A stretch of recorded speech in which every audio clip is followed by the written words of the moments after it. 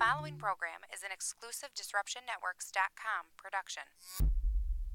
Hey, it's Adeline Van Dyke from Coldwell Banker Faith Properties in Utica. I always get asked, why do I love real estate? It's very simple. I love my clients. I love every single thing about helping them find or sell their home. Making sure the home is solid and ready for sale, or solid and ready for the buyer's inspection, to making sure that they're getting the best rate on their mortgage, making sure they're getting the best price on their house. You know, just everything involved in the sale is vital. My absolute favorite part of real estate is when a buyer walks into the house they're going to buy. I can feel it before they even know they're loving the house.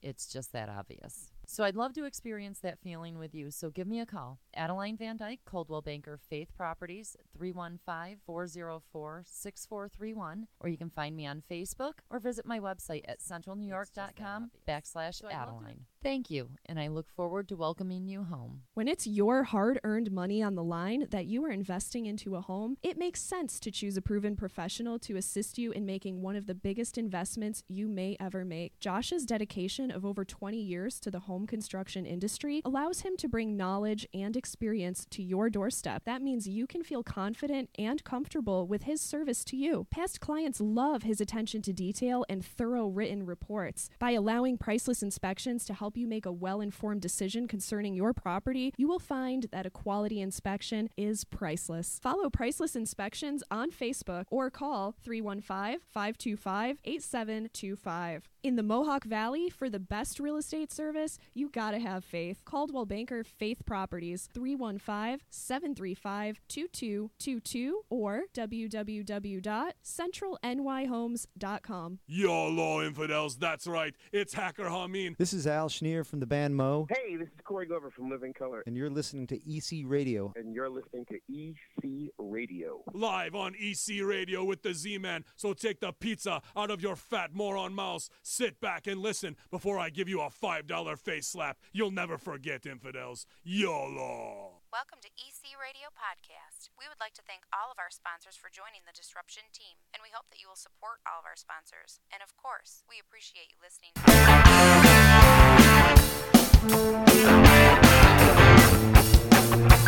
EC Radio, Disruption Networks. EC Radio, Disruption Networks.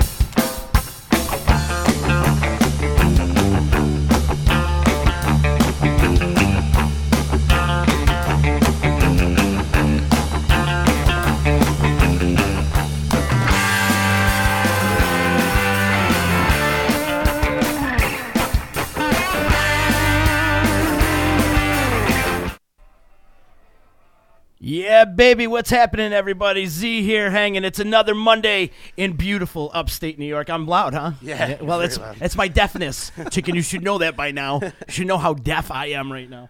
That's it. Maybe I'll lower my mic here. Yeah, How you about kind of that? blew me It's away a better. little. Boom, baby. That's what we do here on EC Radio. We like it loud. We're on the D, DisruptionNetwork.net, the all-new website. Check it out. It's Z. Chicken's here hanging. What's up? You hung over from the Super Bowl? I'm like a food hangover. Food hangover? Yeah, we ate a lot of food. So did you go to the gym to work that all off? No, I couldn't even move today. Shame on you, I know, Chicken. I know. I wanted to. I needed to, but... Chicken, I'm excited at our guest today. Yeah. My man over here, Fritz Scherz, is in the house with us. Fritz's polka band. Probably at one time, they were the hardest drinking polka band in the world. That's a true story. We've tipped a couple. You know what I know it's neat is, like, I know metalheads that love Fritz's polka band. Yes. You know what I mean? Which it seems like odd. Right. But these guys bring it. Right. And they, not only they've been bringing it, but they've been doing it for years, man. Fritz, how long has the band been going? I know your dad started the band, and you've been carrying it over. How long? Yeah, him and I and my brother-in-law Gabe started the band in 1978. Wow. So it's 2. been a while. I was 8 years old when we started. When we played our first gig in October of 1978, I was 8 years old. What were you playing at 8? The accordion? Accordion. Really? Yeah, accordion. They have a little guy for you? A little smaller accordion than the one I have now. Yeah. You know, because they do make different sized ones. It was a little bit smaller, the one I first played with. And, but yeah, 1978. It's been a while. 1978. Wow. I was 3. I was 2 to the month. 2 to the month, huh? Crazy how time goes. Yeah, it goes by really fast. We were talking about Yeah. that just before we got started, Yeah, and it's how nuts. quick it goes by. And he was noticing some things on your time hop from playing at the EC a couple years back. Yeah, huh? when we played it, I almost think it was like, I don't know if it was 2010, 2011, something like that. But when it came back up, I was like, wow, it was that long ago. Yeah. That was a fun gig. That was wild and crazy. It flies by. You know, and some different friends come in that night that I hadn't seen in a while. It was nice. It was cool. It was a fun gig, memorable, you know. Chicken, you like his shirt? Yeah, I love it. His daughter made Thanks. that. Yeah, I'm She made it? proud She to made show this that. off. My oldest daughter, Catherine, she's up and coming fashion designer. I mean, she went to school for it. And I had an idea in mind. You know, I went to Joann's with her and picked out this fabric that was really loud and crazy, kind of like me. And but she told me this material is horrible to work with because the silk it wants to fray when you're cutting and sewing. But she did it. It turned out great, and I'm proud to show it off. I like that shirt. But so yeah, she's up and coming. Her website's CatherineDominique.com, and she's on Facebook, Instagram, and she's just getting started with it. But you know, excited to see what she's going to be coming up with. I'm sure it's going to be pretty cool. Does she enjoy it? Yeah, That's she the loves it. I important mean, and the funny thing is, like, some people know what they want to do from, you know, early on in life, and some, like me, didn't necessarily know what they want to do. But she knew from a young age, you know, fashion was really her thing, fashion design. So it's pretty cool seeing her come along with some of the different things that she's done and some of the accolades that she's earned. So proud dad. It's cool. Is she into music at all? Like, does she play? No. Years ago when she's growing up, she did play violin. You know, but both my daughters can sing really well. But once they hit middle school, then they kind of focused on their studies, you know, and tried to really do the best they could. So hopefully they could get some scholarships, and thank goodness they were able to because college is so expensive. But yeah, they can sing if they want to. Yeah. So Then yeah. they don't play accordion, guitar, any of them? No. No. And in hindsight, They skip you that know, gene? Yeah, and you know, maybe I should have been a little more pushy. It's one of those things like you don't want to be pushy, Right. but at the same time, I'm thinking, you know, I probably should have encouraged them a little more, maybe to do that. I don't know. You know, hindsight's 20/20. But it's cool that your one daughter's at least following her passion. Yeah. absolutely. You know, so and another thing is they always like kind of let them, you know, find what they really like and let them do it. And you know, if it leads them to music, cool. And if not, and you know, and part of me's like, maybe I should have pushed a little, but you know, it is what it is, and you know, I'm happy for all what they're doing. So it's all good. It's all good. We're lucky we got him, man. With January and February are really your slow time of Yeah, year, right? we don't do many gigs really this time of month. Only the year because the weather's crazy and unpredictable, and you know, there's been times we did gigs in the winter, and normally you go somewhere you figure it's an hour and a half, and all of a sudden it's like a 3-hour drive, right? You know, and just so unpredictable. And then if you do go to a place, sometimes weather's crappy, people don't come out, then it's not a good turnout. Somebody comes there and say, geez, they didn't get anybody to come out and see them. That doesn't really do you any good either. You know, they don't say, well, the weather was, you know, horrible. So it is what it is. We play a little bit. We were starting to rehearse a little, you know, and but we played one gig last month, and we got some gigs coming up in February that we're really looking forward to. February 10th, this Saturday night, 7 o'clock, we'll be back at Tap Room 46 over at Woods Valley Ski Area. Oh, nice. We've been playing up there, Great I think, spot. 2-3 years. Yeah, it's got a cool vibe. And the thing is, even if you don't ski, you can go there. It's not like it's just for people that ski or snow tube. I mean, we got people that come there, don't do skiing at all, and they just come there to hang out, watch music, have some brews, grab something to eat, and of course, folks that do ski love it as well. You got to do a video of you playing the accordion going down a ski tube. Yeah, right. Dude, That would be great. Maybe when I was 20. But that's one of those gigs that, like, if it's snowing, it's probably better for you. Yeah, You know what I mean? Yeah, Like, it they come actually out is drunk. turnout wise. You know, but we played there. We played there in December, and it was cool. And like I said, we'll be there this Saturday night, 7 o'clock. We'll be there on Monday, February 19th, 1 o'clock in the afternoon, a Monday gig. And so we're hoping to get some people out there, check it out. It's going to be a lot of fun. That's one of the venues, too, that I really like because we really mix it up. You know, and like there's some gigs we play that it is more mellower, more traditional polka, and the audience could care less about if I can play like All Along the Watchtower on the accordion. They don't want to do that. You know, so we try to, when we go to play somewhere, we try to be respectful, like who we're playing for. Right. You know, ideally, I love the gigs where I can play it all. Right. You know, and Tap Room 46 is one of those gigs. You know, you can go there and you can mix it up. We'll do some rock and roll. We did some, you know, Beatles and, you know, who knows what else we come up with. Hendrix and, you know, it's fun. Country, some rock, other rock, you know, polka, of course. That's what we got to let everybody know. It's not your average polka band. Yeah, and that's a venue where we will mix it up. Right. You know, I think last time we played a song from The Who when we were there, And it's fun because musically I can, do different things, and that's what makes it fun. It keeps it fresh. It's not to say I don't like the other gigs, because I do. I mean, I appreciate any place we get to play, people that like us, and if it, like an example of a mellower gig,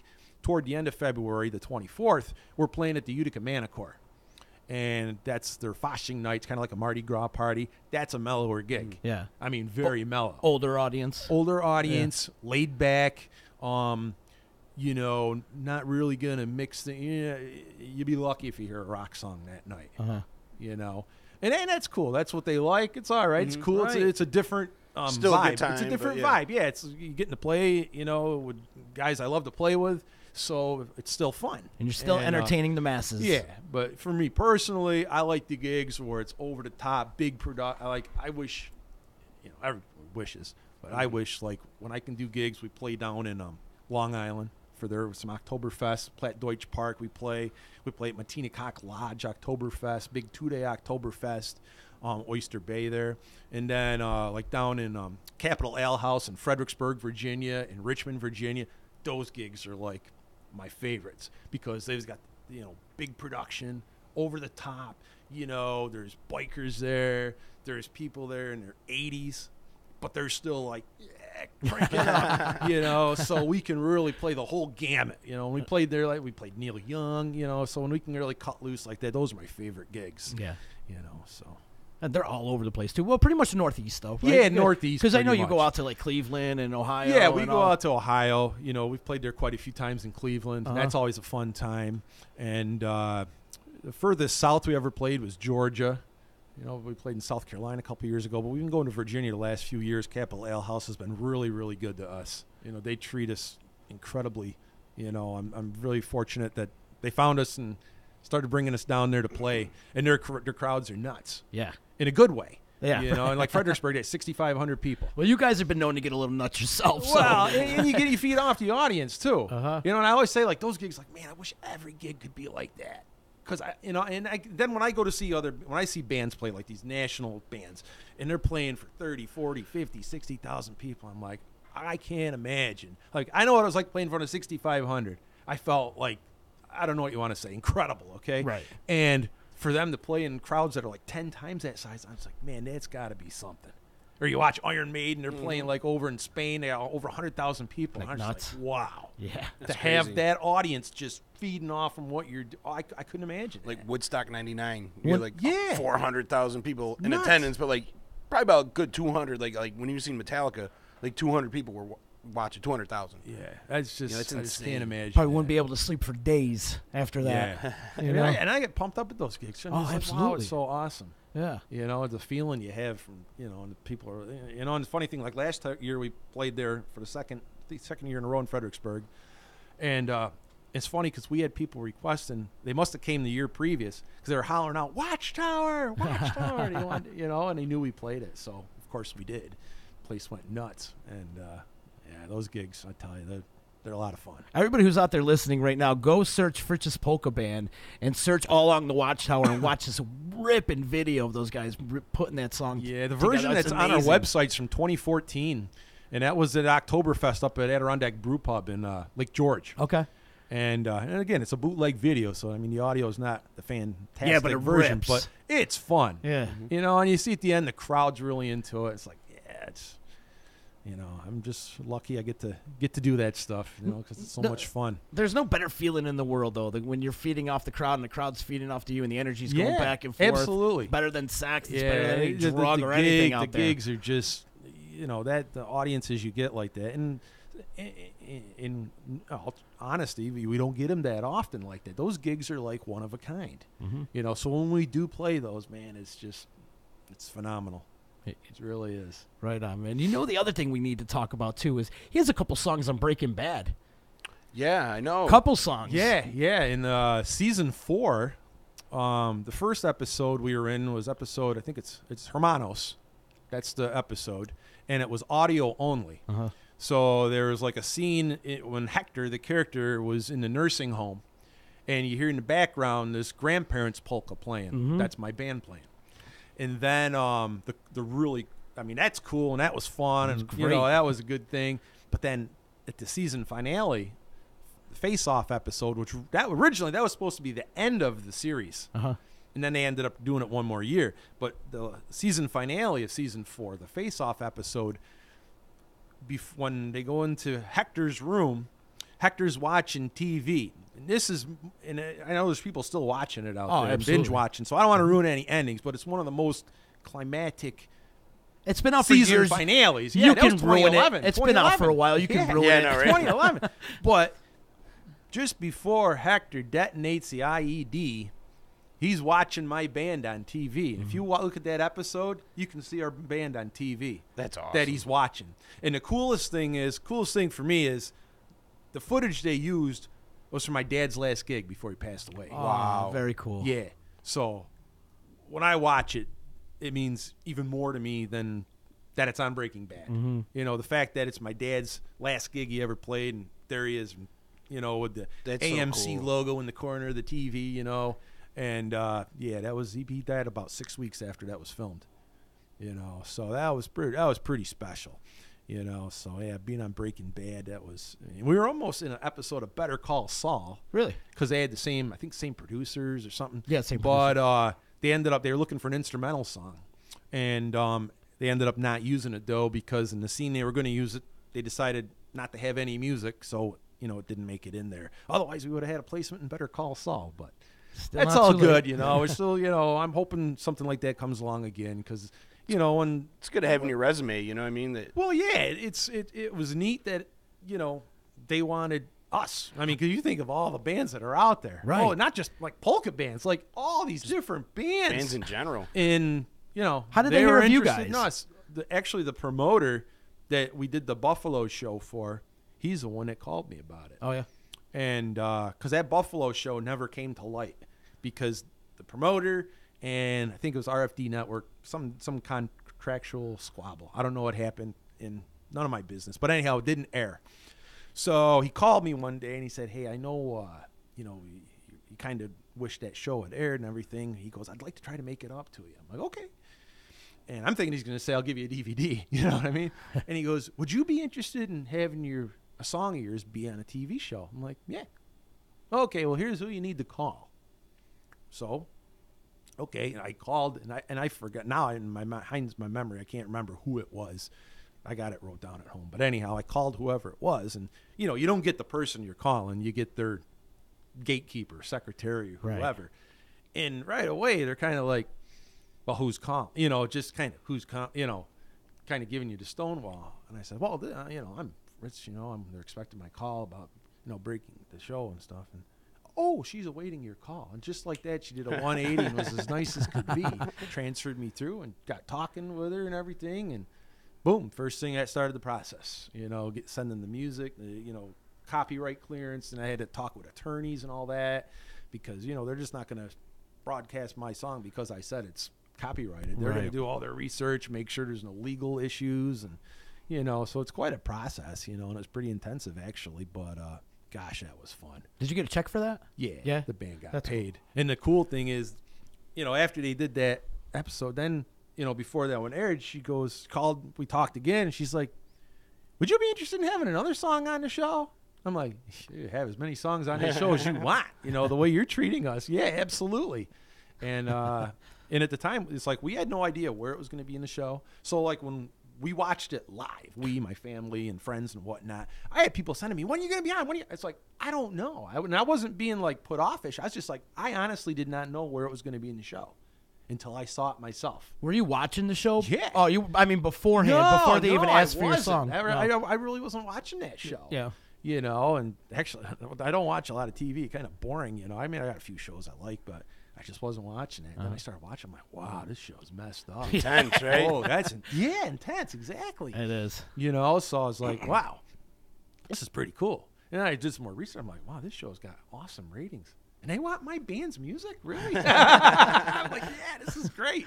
Take it. Yeah, this is great. So, yeah, and then, you know, it was a fun moment in our history. Yeah. You know? And the other one that was close to that was in 2003, actually, when we actually went down to Nyack, New York, to do a song for what ended up being, you know, they did the Manchurian Candidate. They remake that movie.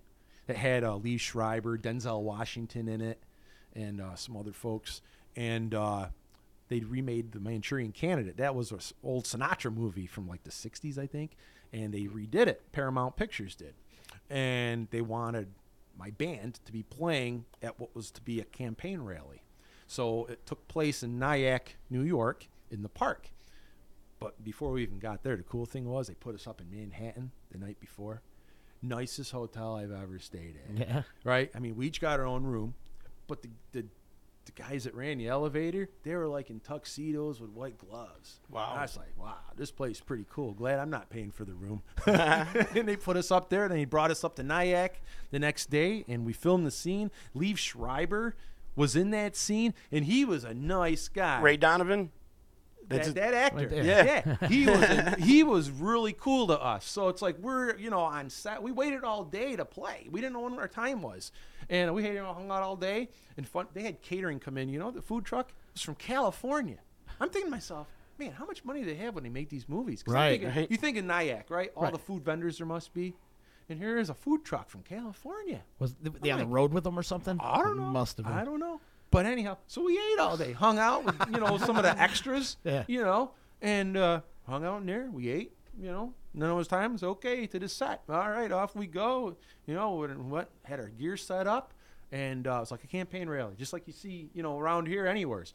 People out in the crowd with signs and everything, and it was meant to be a presidential rally. Wow. And Lee Schreiber was in the scene, and he goes, "Hey, give it up for Fritz's Polka Band," and we played the song they wanted us to a couple times, I think, and we didn't know if it was going to be in the movie or not until fast forward to, summer of 2004 when it came out. Didn't make it in the movie. That scene got cut. But we're on the deleted scene of the DVD. So if you go get that DVD and go to Campaign Trail Montage, you can see us doing our scene in Nyack. And if you listen to the audio commentary from the directors, the reason why they got cut out of the movie, because if they would have had that in the movie, they felt it would have took away from Denzel's character too long, because he wasn't in that scene. Lee Schreiber was, so they, it was like a flashback scene to this campaign rally, and At least you got to experience all that, though. yeah, How cool is that was that? the first time, so It's that really was cool. It was really neat. It's like, I wish more of those opportunities come along, because it's just so much fun. It's a rush, it Yeah. really is. Right. I mean, it's a different type of rush from playing on stage, because this is more like structured and cut tape, and all this stuff. It's just different. You've had a lot of good things happen to you in your career. Give me a good on-stage pinch me moment. Pinch me moment? On stage. Because those are pretty good. Off-stage pinch me moments. On stage, I mean, when we played at BB King's Club in Manhattan in December 2003, that was pretty special too, because Glenn Burtnick, who used to be the bassist in Styx, he called me and said, he's doing his Christmas extravaganza, Xmas extravaganza, and he does it's a fundraiser to benefit different community, like food bank in New Jersey, for example, or whatever, and he had us come down there and we played. But before the show, we're hanging out at BB King's Club, and all there's different musicians there, and Glenn, of course, and Willie Niles there, and Marshall Crenshaw, and my brother-in-law Gabe, who's my bass player. He knew Marshall Crenshaw's music for quite a few years, so he was really happy that he was there. Billy J. Kramer. There's so many different personalities, and there's Antonique Smith. I got to meet her, and so that was pretty neat to be there. And Steve Augeri, who at the time was the lead singer of Journey, he was there too. And so we met all them, and we got up on stage, and Glenn introduced us, and we rocked the house. We played our song, and the place went nuts, and that was awesome, And so the next year came, and they did the same event in New Jersey. So we went down, and we did it again. And that year, to make things a little different, toward the end of our song, Glenn came out, plugged his guitar in, and played the last, however much of the song with us, which was pretty cool. And I'm thinking to myself, okay, in July of 2003, I think it was my wife's and our anniversary, when we went to Albany and we saw Journey, Styx, and I think REO Speedwagon. So it's like, wow, 5 months after seeing Glenn running around the Times Union Arena, we were there in BB King's Club. Wow, crazy. That's really cool. Playing his production. And at the end of the night, got to go up on stage when they did. They closed with the John Lennon tune, the war's over, Happy Christmas. And I went out there with my accordion, and Steve Augeri's there next to me, and I'm thinking, I saw him on stage in July in Albany, and I'm a huge fan, and here he is next to me, nicest guy in the world.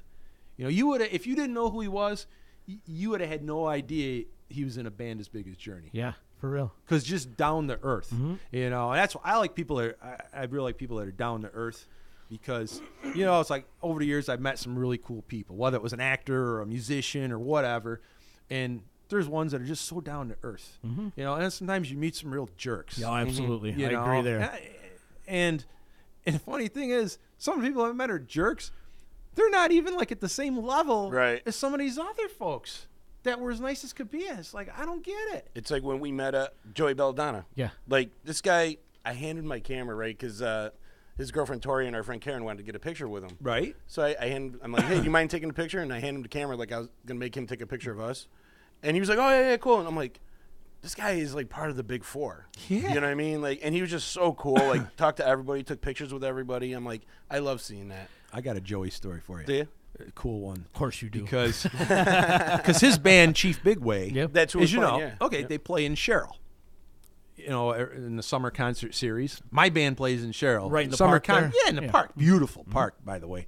And so, was he last year or 2 years ago? Maybe 2 years ago. We had the dates all set. And all of a sudden, the guy that booked us one day called me, and he goes, hey, got a favor to ask. I'm like, all right. He goes, well, Joey's band, Chief Big Roy, they're going to be playing. I'm like, uh-huh. And he goes, the date we had for them, he's going to be gone with Anthrax. And the only date he's got open that he could make his band play, is the date that I already booked you. Would you mind switching dates with him so he could play here and you guys could play here? It's just, I'm like, yeah, no problem. We'll move the date. That's cool. Well, then, so we did. And when my band went and played then on the rescheduled date, the guy that booked us goes, hey, I got something for you from Joey. Little thank you for switching your schedule. I'm like, oh, you didn't have to do anything. I mean, there's no big deal, People work together. And so it was an Anthrax record on vinyl, and he autographed it to Fritz, rock on or something. That's really cool. I just thought that was so cool. That is really cool. And like you said, I mean, he's in Anthrax, and you see they play the Big Four in Yankee Stadium, and he's over. And that's another thing. You talk about nice guys, because he goes and plays in Sherrill. Right. And he says, music's good. Whether I'm playing for a couple hundred people or, 20, 30, however many thousands, he delivers. And he's excellent because he plays drums and sings. Oh, yeah. And he's got a great voice. You ever hear him? He does like Journey, Don't Stop Believing and stuff. He's amazing. Well, he blew me away when he was playing Ronnie James Dio and playing the drums at the same time. Oh, I would have liked to see that. Heaven and Hell, it was unbelievable. Oh, he did that? Did Heaven and Hell. And he's playing the drums at the same time. It was incredible. What an amazing That's musician. an artist I wish I would have seen, RJD. And Ronnie James. Yeah. Oh, yeah. Right. And the thing is, luckily, I mean, I've seen a lot of bands over the years, and I'm blessed because I've probably seen a lot more bands than some people see in their life. But the thing is, I look back on some of the shows that I missed. I mean, I'll be honest. When I first started playing, the only thing I knew was polka, okay? And then, I think I was in 5th or 6th grade, and then Charlie Daniels did the Double One Down to Georgia. I'm like, wow, that's cool, okay? Then, slowly I started hearing more music. And as a Journey fan, I still am. They're still, my favorite band. But it's just over the years, I was really had a narrow focus. I like Journey. All right. And I should have seen Stevie Ray Vaughan. I look back now because I'm a huge Stevie Ray Vaughan fan. I got a lot of these live recordings, DVDs and whatnot. And I'm thinking, why wasn't I smart enough to go see him back then? And you look at all the times he zigzagged through our area. I mean, he's at Cornell University, Colgate University, Coleman's in Rome. Wow. Remember when Coleman's? He played there. And I'm thinking, he played at Jamesville Grove, I think. And I was like, oh, man, that's an artist. It would have been cool to see. He never forget where he came from, too. No. That's the cool thing. So the more I read about him and whatnot, it's like, wow, I wish I would have saw him. And then Ronnie James Dio. And the other thing is that I'm embarrassed to admit this, but back when I worked in Albany, I think it was 2007. I'm not 100% sure on the date, but I'm guessing 2007, 2006.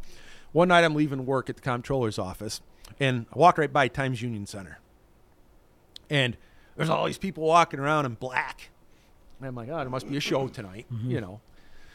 And heaven and hell. Who's heaven and hell? Whatever. Got my card, went home. And fast forward, I don't know how many months after that, one night I'm home watching TV, nothing on. So I'm channel surfing. And I think maybe like VH1 Classic or something. It come up, oh, heaven and hell. First it come up, and I saw it's like heaven and hell. And yeah, I didn't know it. But I saw Ronnie James Dio. I recognized who he was, even though I didn't. No, the only thing I think I knew he did was Holy Diver. You know? Okay. So all of a sudden there's Ronnie James Dio on there. And they're playing him. I stop, and I put the remote down. I'm watching. I'm like, wow, this is good. And then it's like, oh, we'll come back to whatever. It was recorded, the one in New York City. Heaven and Hell. I'm like, oh, that's the band that played in Albany. I could have went and saw them. You know, and I'm thinking, man. And then I end up it's Black getting Sabbath, Fritz. Right. I know. But it's just, I wish I would have known that then, because then I became a big fan of what he did. At Heaven and Hell, I got the DVD of that. It's just phenomenal. Amazing. And he had his voice right up till the end. Yeah. You know, and he had cancer, and, you know, and the other thing is part of, like I was telling you before, we went on live, you know, in the last few years I had some exhaustion issues, you know, I think of pushing stuff too much, you know, and I had stress tests done, different things, and knock on wood, you know, okay, but, you know, I need to slow down. Doctor told me different things, you know, that, you know, you're not in your 20s. You know, you need, you know, you got to take care of yourself. And so anyhow. Don't you hate that conversation? Yeah, I had yeah. it too. You know, but it spooked me enough, I guess, to all of a sudden didn't feel good. And, you know, I was worried something was wrong. And then I was having, like, reflux issues and all that. And after, and it wasn't getting better, he said, well, you should do a scope. And me, I'm big chicken. All right. I hate needles. I hate needles, all this stuff. And you got to get a scope. I'm like, oh, man, I'm not too keen on that. But I'm like myself, well, you know what? It's probably better to do it because, God forbid, there is an issue, they can address it.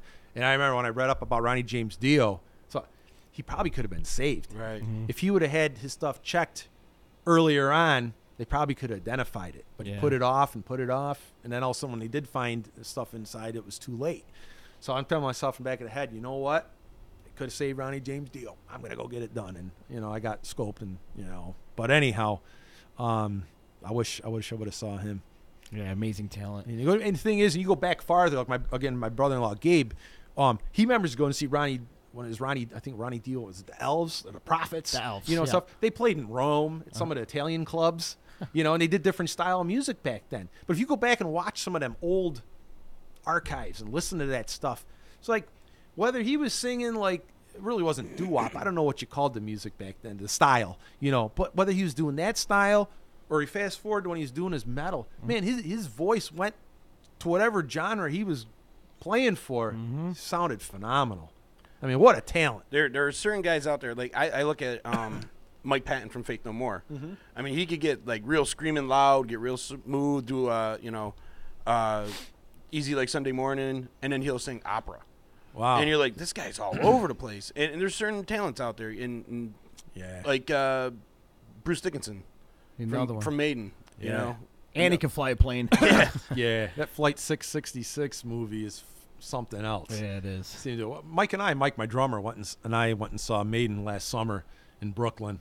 Oh, how was that? That was a great show. Yeah. High energy, and at their age, they're still doing it at a high level. That's the thing. People don't realize some of these guys are in their 60s and stuff. Bruce is almost 60. know? I want to say he's about 59, 60, maybe somewhere around. Sounded great. And he's still running around The like only he's fault 22. with that show is it was way too hot. I mean, almost sick. It was in July. And it was almost sickening hot in there, but you found out after he has it like that, I guess. Bruce does. That's one of he needs it to be hotter. I don't know if it's his throat or, you know, what it is. I mean, I know he went through cancer and stuff, so I don't know, but it was really hot in there. But Iron Maiden put on a great show. And I mean, I'm not a huge Maiden fan. And of the songs they did, I think they did 15 songs. I probably knew half. Yeah. I didn't know them all. But I'm just like, you know what? It's a piece of history I want to go see. Absolutely. You know, and that's how it was like when I saw the Rolling Stones in 98. At the time, funny thing is, my wife and I were debating, do we want to spend $50 on a ticket? Because that was the most expensive show we had ever gone to. And I was like, well, you know what? How long are they going to be around? It's 1998. Right. They're getting up there. What do I know? And but my justification was you're buying a piece of music history. Yeah. So even though I didn't know all the songs they played, and then thing is, they blew me away. I'm like, well, after they got done, I knew why they charged $50. They played like 2 hours and 20 minutes. Now it they're was charging amazing. $4.50. And they put to shame some of the other bands that are younger. And that's one of the things too. When one of my things with concerts, I love to go see bands, but I really want the headliner to play like a headliner, play a full show. I just seen Seeger for 72 years old put on a 3-hour show. There you go. I'm like, this is what a headliner does. Right. Well, I took my whole family to see Bruce Springsteen at Vernon Downs. Oh, good show. And at the time, I think tickets were $104. And there's 4 of us. And you do the math, right? But I'm like, you know what? It's a piece of history. He's in our backyard. We'll go. Oh, my God. Blew me away. 3 hours and 37 minutes.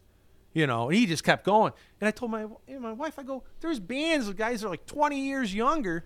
You're lucky if you can get him to play 80 minutes. Now, Poison. I like the band Poison. I've been a Poison fan for I don't know how many years. I like that hair metal stuff still. The 80s music. Give me my Poison, Motley Crue, Bon Jovi, I'm happy. Oh, Motley Crue live is terrible. But the thing is, Poison, they put on a great show. It's just too short. Too short. I went last summer. Mike and I went and saw them last summer down in Albany. They put on a great show. But it was like an hour. 72 minutes or something. And again, they sounded great. They put on a great show. The musicianship's phenomenal. And they sold how many million records? I get it.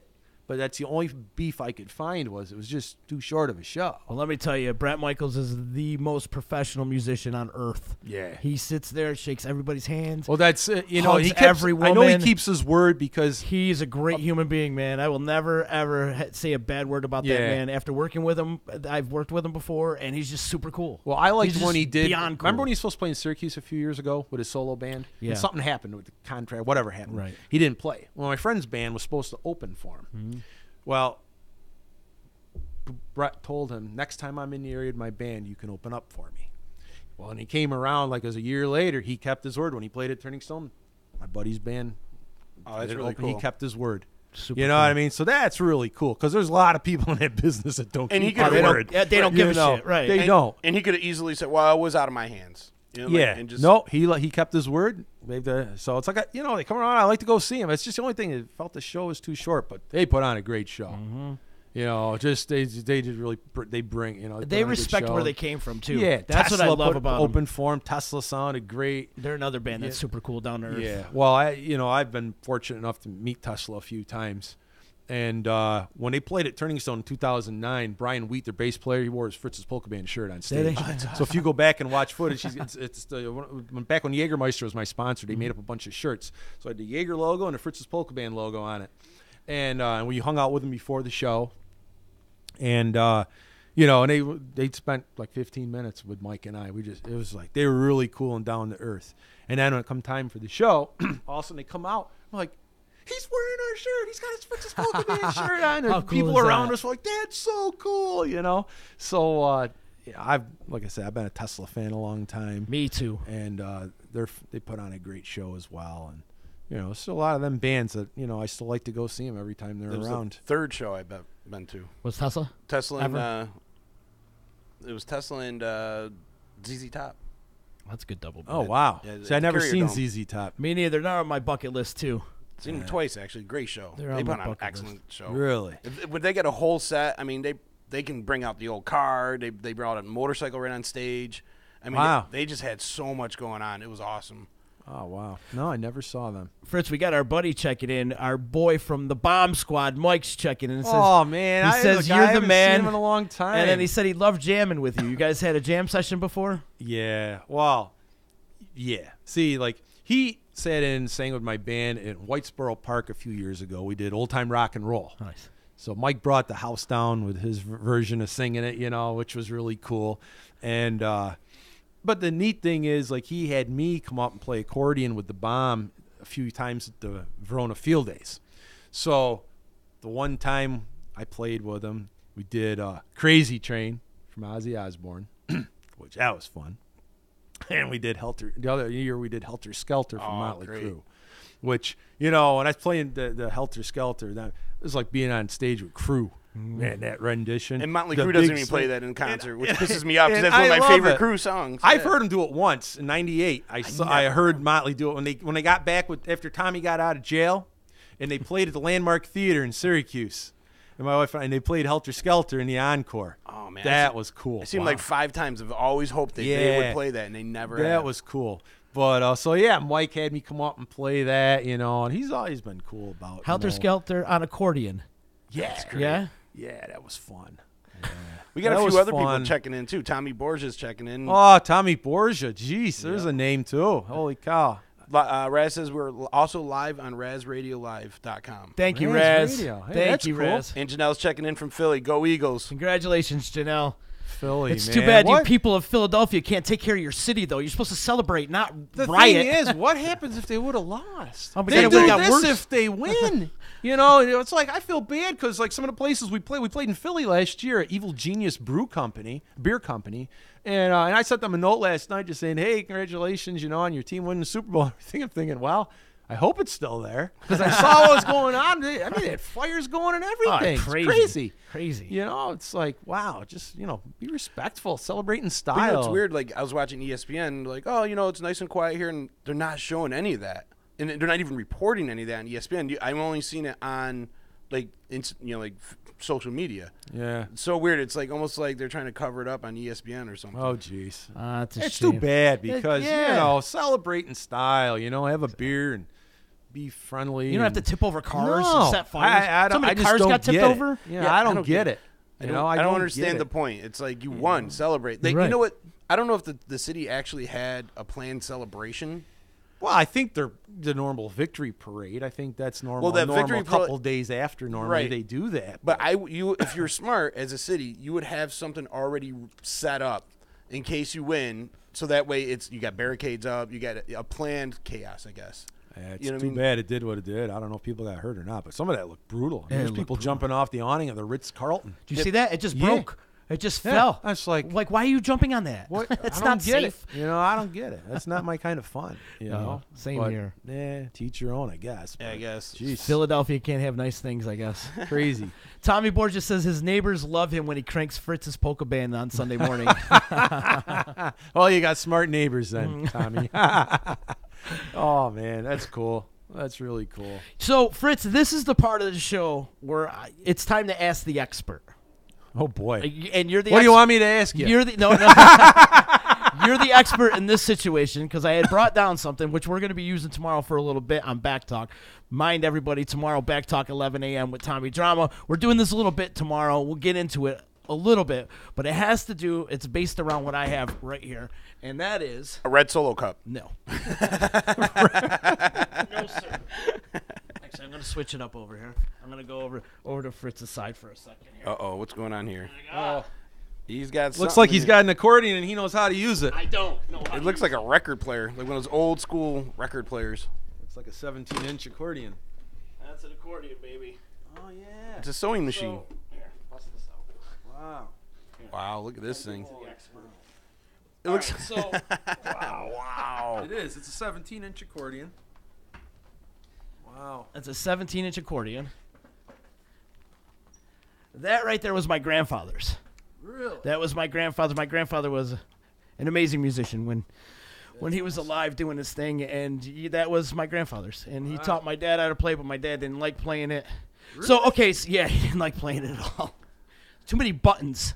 There are a lot. I mean, it's foolish, because, I mean, you got your basses, they're... So the buttons are the bass roots, right? Yeah. Explain to the accordion. Let's go to the basics of the accordion. Accordion 101 here on EC Radio. It's got a little... Open it up a little so my fat hand can go in there. All right. So you got your basses here. You got your basses. So the bass is the black buttons, right? Well, the second row. Okay. You got your bass, which is, if you think about a bass guitar, do. That's your second row. Okay, gotcha. Okay. Then you got your major. So if I'm doing like say a waltz beat, all right, that dun, dun, dun, dun, you hear that? So if you think of a rhythm guitar player, okay. Okay. It's like a timing thing. So then next to the majors, you got minor, which like some of the rock music gets in the minors. Yep. Then you got sevenths, then diminished. And the first row is like counter bass. All right, so then It's a little smaller accordion than I'm used to.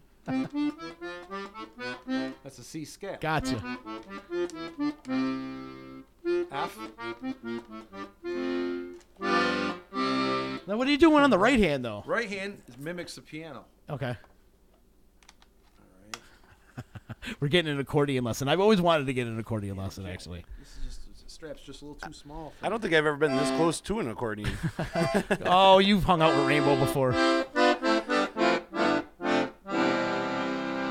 I mean, with somebody who knows how to play one. 17-inch.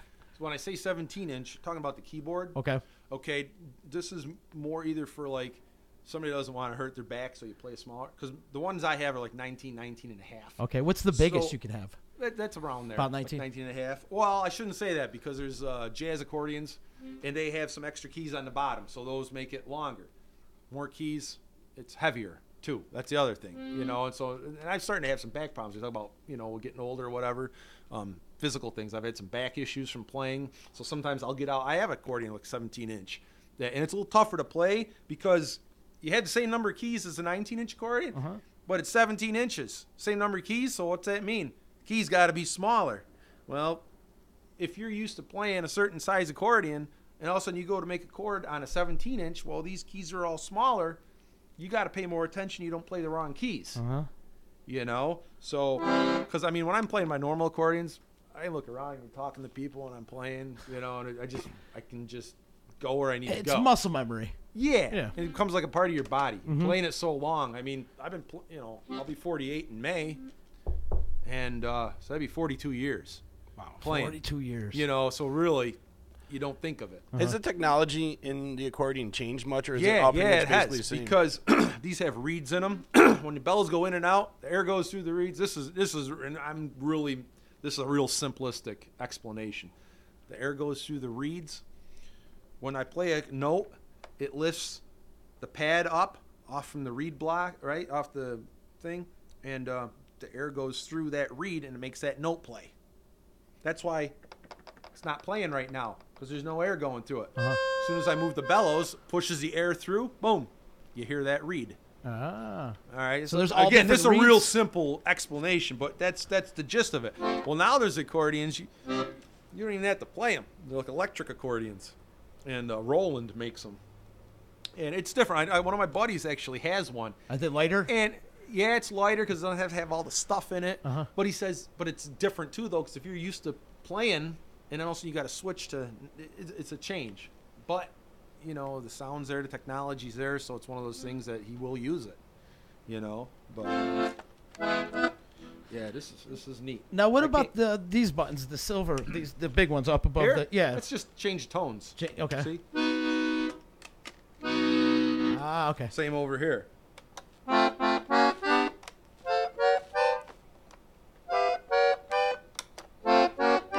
Just changes the tones. Okay. You know, so you can mess around with them a little bit. Then if you put it to an amplifier, like I'll have effects. Now, how do you put that through an amplifier? Well, you can't. This one, Yeah, well, this because one there's no doesn't have input, right? a jack, does it? Oh, it does have a jack. Does it have a Look at jack? that, it's got a jack. So Ah. volume and tone. I don't know where the mic would be in here. It might just be one because there's only one set of dials. Normally you have bass and treble. So, but yeah, you plug it in an amplifier. I like to use a foot switch. It's on my Polytone amp. It's got tremolo. So like when I play certain songs, it's an effect that goes like that. You can change the speed of it. Yeah. My dad used to call it the funeral parlor effect, you know. But I like to play it. So like some of my songs on the ending, I'll use it because like when we play Along the Watchtower, the ending, I can get feedback from it if I want. So I get in front of the amplifier so it squeals like, you know, because you got to pay tribute to Jimi Hendrix. Oh, absolutely. Yeah. So yeah, It's too small for you. it is a little too small. But I I, had could somebody play it if the straps were bigger because then I could hold it, you know. No, I can't even get the right notes on here. Jeez. Fingers are too big. Can't hold it. Too I small don't for wanna you? drop it. Oh, this is cool. Can't believe it was your grandfather. That was you my play it grandfather. at all? No. Oh, jeez. I always got scared to play it because it's too many buttons. I'll just stick to playing bullshit, guitar 'cause and bass. There's so many on there, you don't have. You could do it. You know what Yeah. I mean? If I could play it, you could play it. Right, You right, know what right, I mean? So that's what I always tell people.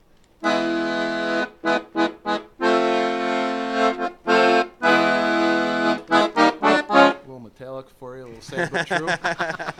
Yeah, see your grandfather would be proud. Just a little sad but true on his accordion. Huh? No, he didn't like that crap. He didn't like it. Well, that's great, though. Yeah, and they never really taught me how to play. Because when I was a kid, I wanted to play drums. And that's all I wanted to do was play drums. I wanted to play keyboards, and I kicked myself in the ass for not learning. Right. And I should have. Yeah. But drums, and then I switched over to guitar. You get it, toying around with it. You know what I mean? The thing is, wherever you've kept it well. Yeah. Because because it's not out of tune. Right. The air's still good. It doesn't stink. It stinks. It smells like my attic. That thing reeks. Not bad though. Not like a mold smell. More like a resin. Or musty. You know what I mean? So I mean that's good. So some of the things that somebody's like, oh, I don't know how many times I've gone places and somebody's like, hey, I got an old accordion for you to check out. How much you think it's worth? I'm like, well, what brand is it? Well, I don't know what brand it is. Well, if it's not, really these few brands, it's probably not worth much. Oh, it's an antique. It's got to be worth something. It's like, just because it's old doesn't mean it's worth something. Right. Mm-hmm. There's old accordions that are junk. They're out of tune. Keys are, busted on them, or, it leaks bad. I mean, it can be fixed. Mm-hmm. But the other thing is how much you want to spend on fixing it. Right. That's the other thing. But this is in nice shape. The other thing, it's made in Italy, which is cool. They don't make them like they used to. Yeah, pancordion. Yeah, my Excelsior accordions are like from the 50s. Yeah. I think the thing is, though, I do my the guy that fixes stuff for me always scolds me because I play him a little too hard sometimes, and I'm breaking reeds. It's all that rock and roll, Fritz. Yeah, it's some of the stuff, and I try, but I express my music. That's the thing. You're playing, you're into it, and everything, and sometimes I am a little too harsh, and I try not to be. I really try not to be, but sometimes it happens. But they are older. They're like mid-50s probably, but they're fun to play. You ever brought an old one that you're about to junk and just smash it on stage? No, I've never done that. No, I've style? never done that. I often thought, it'd be cool, man, if you had all kinds of money or recordings that were bad for a dramatic effect, you could set it. I always liked Jimmy setting his guitar on fire. Was that Monterey he did that? I forget. Monterey Pop Festival, yeah. But you can hear the recording of it. He goes, all right, I'm going to sacrifice something I really love for you people right now. And you hear the flames. It's just cool. I'm like, oh, wouldn't that be cool to do that with an accordion? But I'm like, yeah, I could see that going over good. But, it'd be funny. It would be funny. Light the accordion up where we had a friend of ours that used to play around town a lot, and he'd bring this upright bass with him, and every night he would light this thing on fire. Oh. And he'd stand on top of it and play it while it was on fire. He'd whip out a can of lighter fluid and just douse it.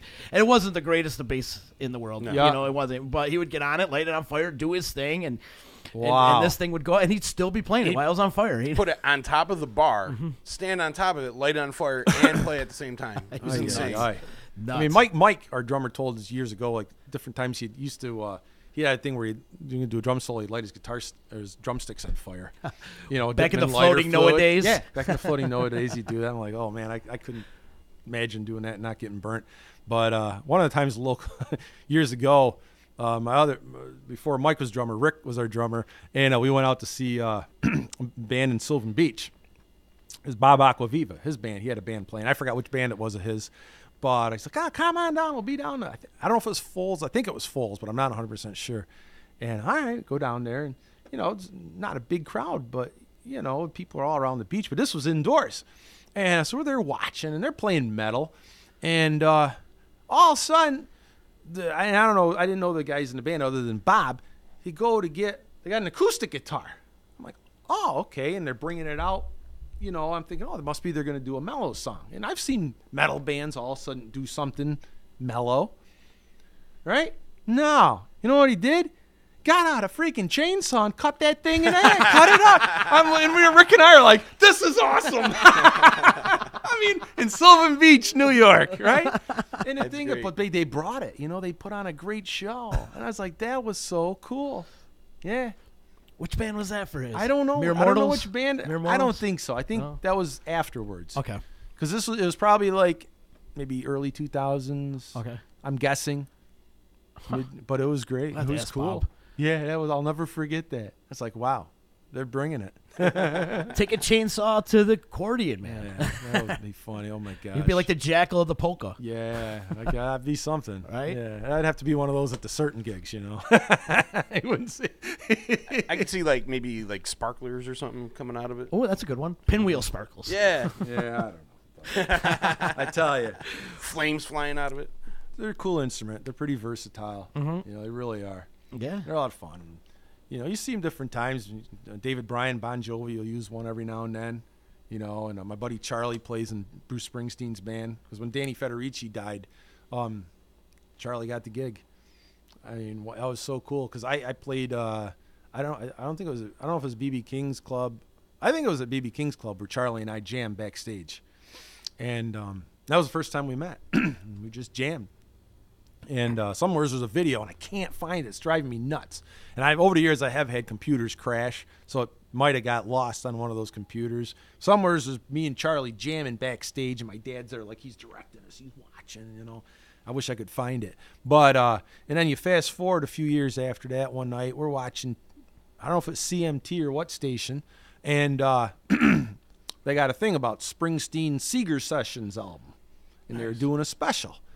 I'm kind of listening and still talking or whatever. And all of a sudden I hear an accordion. I stop. I'm like, oh, I hear an accordion, right? And I'm watching. All of a sudden, there's Charlie. I'm like, that's Charlie. I go, I jammed with him at BB King's Club backstage. I'm like, holy cow, what a gig. He went out on tour with Springsteen. I'm like, wow. That's so cool. So funny thing is, so of course I had to buy the album when it came out because, hey, I know Charlie, right? And by the way, I do love the album too. The musicianship is just phenomenal. And so when they do "Pay Me My Money Down," I'm listening. That's another thing. I do like, I really dissect music when I listen to it. Me too. Which is, you know, I don't know why. It's just how I do it. It's in your blood. Yeah, it's right. In your blood. And I'm listening to "Pay Me My Money Down," and they're in the key of G, and they go to B flat. And anyhow. So I listen, I'm like, wow, I hear squeak. I go, the drum pedal squeaking, right? So I sent Charlie a text message, or no, I think I emailed him back then. You can hear the drum pedal squeaking. Yeah, when he went to B flat. So I said, hey, Charlie, you know, buy your new CD's awesome. I love Pay Me My Money Down. He does a cool solo on it. I go, I noticed when you guys went to B flat, though, you could hear the drum pedal squeaking. You know, he goes, wow, Fritz, you're like the only person that noticed that. So I'm like, you know what? So if Bruce Springsteen can have that on his album, I don't have to worry if there's some miscellaneous sound on one of my CDs. You know what I mean? But and you go listen to it. If you'll hear it. There's drum pedal squeaking. You know, and he just like nobody else noticed that. But anyhow, now my band loves to play "Pay Me My Money Down." It's a cool tune. Have you ever made the switch to playing keyboards or piano? Nah, I used to play like a little Casio organ just to break up on certain songs. I'd play like a part or something on it, but I don't even bring it now. Instead, I'll use the foot switch that my dad used to use, and I'll use that in place of it.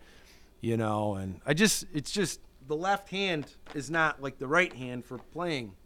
You know, I'm used to playing the basses. Uh-huh. You know, it's a mindset thing. Gotcha.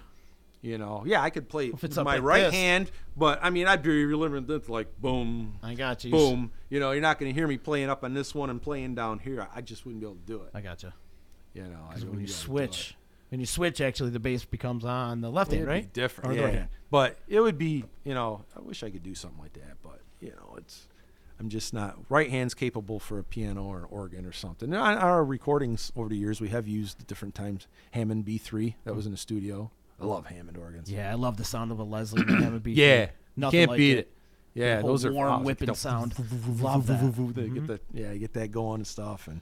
But those are monsters to push around and lug around. It's like moving furniture every day. But yeah, you know. But one of the bands I really like, Benmont Tench there, Tom Petty, when he has that Hammond sound there with the Leslie speaker going and stuff. It's pretty amazing. Love that sound. Do you play any other instruments?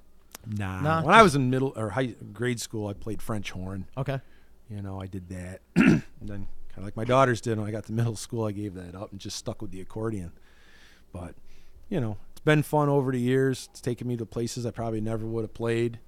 You know, met some awesome people over the years from doing it, you know. Being, you know, few years back when we got inducted in the Syracuse Music Hall of Fame. That was really, that was pretty special. I just wish my dad could have been there. If it could have been a year sooner or two, but things happened for a reason. What year was that? We got inducted in 2010. 2010. Yeah, the year after he passed away. Yeah. But that was pretty neat. We met some good people and made some good friendships from, that whole group. So it's really been good to us, and we're lucky to do what we do. Mm-hmm. Really, we're lucky to do that. And for so long too. Yeah, and go different places, and you meet this one or that one, and it's just sometimes you meet people, you don't realize who they are, until afterwards you find, wow, that's a nice person. Wow, look what they've done. Oh, that guy won some Grammys. Holy cow. It's really cool. So it's all good, man. It's a blessed life, right, my friend? Yeah, it's a lot of fun. A lot of fun. Jason Clifford's checking in. He said, "What's up, Fritz?" Hey, Jason, man, he's cool too. He's a guy that listens to his metal, and then so we gotta get Jason out to some of the places where we cut loose a little bit, because he's used to seeing.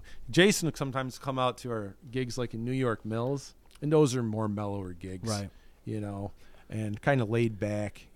About the edge-ish we get is maybe Johnny Cash when we play New York Mills, in Pulaski Park. But I tell you, the ones we got coming up, February 10th, 7 o'clock this Saturday night, the Woods Valley there. That's going to be a good gig. The 17th of February, we're going to be back at Copper City Brewing Company in Rome. And we first played there in October. Last year, they had Oktoberfest. And that place was nuts. I heard they're packing it packed. And we got a standing ovation. Nice. And I was like, this is cool. And the thing is, probably there was like 10 people we knew. The rest are all like people we'd never seen. So it was like a whole new audience checking us out. And the place was nuts. It really was. In a good way. Yeah. Not like Philadelphia nuts. Like these people had their beer and they behaved themselves. But which, by the way, their beer is awesome. And Danny and his wife do a great job with that place. We played there, and it was just an awesome Oktoberfest. And then this gig we've got coming up there on February 17th, they're calling it Febtoberfest, because it's like the halfway point to Oktoberfest. So they wanted to do something. So, and that'll be a smaller deal, because obviously winter, people aren't going to be hanging outdoors like they were in October. But so that'll be a fun gig. Hope people come out to that. And like I said, 19th, we'll be back at Woods Valley on that Monday afternoon. And for folks that don't want the Rockin' Fritz's Polka Band, then come on over to the Manicore on the 24th of February. That'll be a more mellower gig, kind of laid back, and probably do some yodeling there even, Yeah. Yodel. Can you yodel? A little bit. Let me hear some yodel. I gotta be. I gotta be playing with the band. Okay. So I can do it. You want a shot of Jaeger or something? No. I'm looking at your schedule, though. You are all over the place. I mean, definitely all over New York, but you even go into Pennsylvania, Virginia. Yeah. You're in Virginia a few times, Ohio. Like, you are all, and plus all over the state of New York. This is great. Yeah, we'll be in Pennsylvania again. Music Fest is like an awesome gig, too, because, that's the largest free festival in the United States. Where is that? And it's in Bethlehem, Pennsylvania. Music Fest. It's like a 10 or 11-day festival. Wow. And I remember years ago, and this is like 90s probably, boy, I'd submit, because I'd love to play there. Nothing. And I kind of gave up on it, And so then fast forward to, I don't know, whenever, and we got contacted by them about playing at Oktoberfest. Yingling is a big sponsor. And, so we went down, we played, met Dick Yingling, the owner of Yingling Beer. Nicest guy in the world. You talk about nice people, getting down to earth. And Yingling took a liking to us.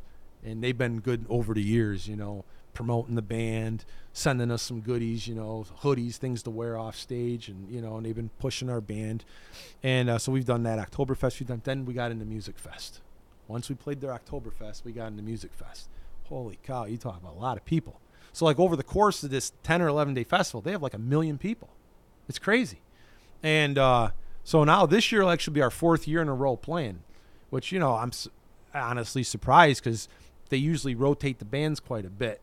But, hey, we're glad they want us back. It'll be the 4th year in a row. Very cool. And really looking forward to it, because, again, I talk about big production.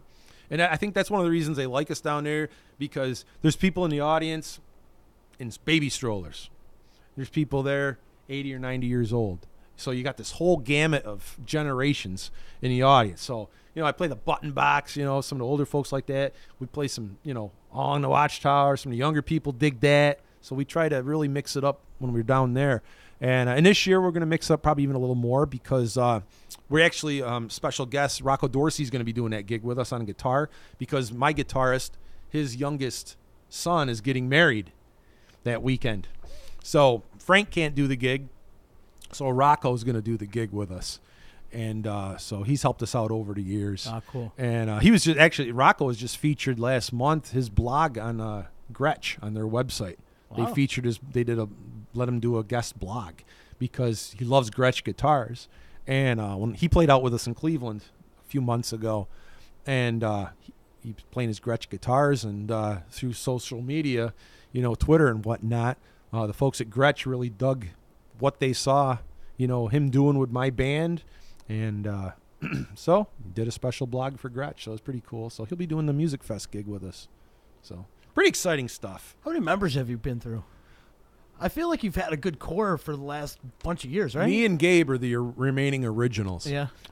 Frank, the guitarist, has been with the band since 91, 92, somewhere along in there, 93. Still And Mike started drumming with us in 2010 full time.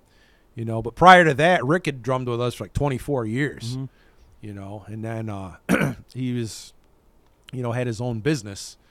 And, his business is really successful. And as a result, the business is more successful. There's not enough time to be playing all the places we're playing.